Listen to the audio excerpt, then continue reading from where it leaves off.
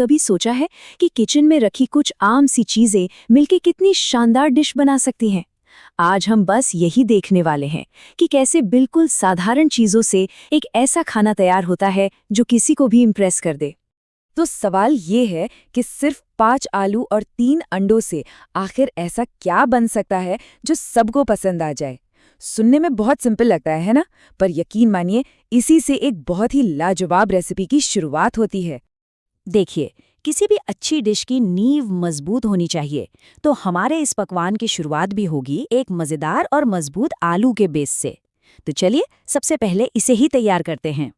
इस बेस की सबसे अच्छी बात पता है क्या है? इसकी सादगी। आलू और अंडे तो हैं ही, साथ में बस थोड़ा सा मैदा, प्याज और कुछ रोज के मसाले। ये वो चीजें हैं जो शायद इस वक्त भी आपके किचन में रखी होंगी। और इसे बनाना भी उतना ही आसान है। आलू तैयार किए, अंडे का मिक्सचर बनाया और फिर सब कुछ एक साथ मिला दिया।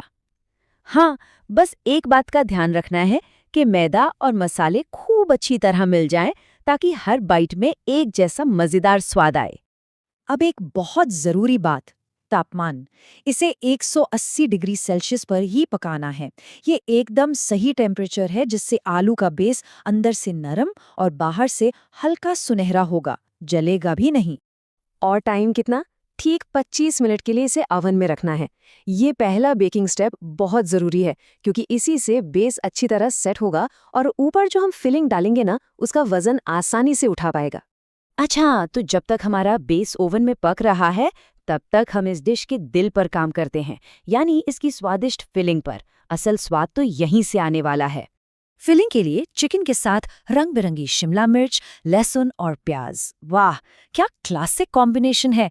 ये स्वाद तो देता ही है, साथ में पौष्टिक भी होता है। असली मज़ा तो भूनने में है।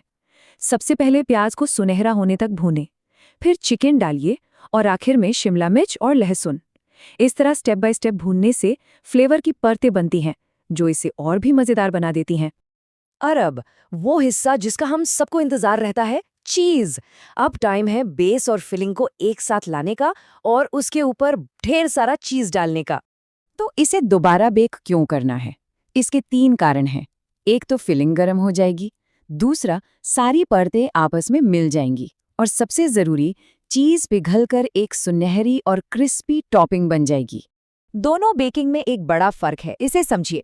पहला बेक जो 25 मिनट का था, उसका मकसद था बेस को पकाना, जबकि ये दूसरा बेक जो सिर्फ 15 मिनट का है, उसका बस एक ही काम है, चीज़ को एकदम परफेक्ट तरीके से पिघलाना और सुनहरा करना।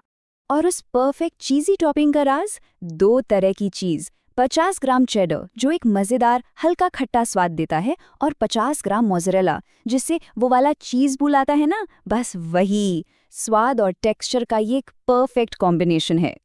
और जब ये सुनहरा होकर ओवन से बाहर आए, तो इसे 6 बराबर हिस्सों में काटने के लिए कहा गया है। ये साइज परिवार या दोस्तों के साथ शेयर करने के लिए बिल्कुल सही है। लेकिन रुकिए, कसानी अभी खत्म नहीं हुई। हर बेहतरीन डिश को एक बेहतरीन साथी की जरूरत होती है, और इस डिश का परफेक्ट पार्टनर है एक ठंडी और क्रीमी सॉस। ये इसे एक अलग ही लेवल पर ले जाएगी।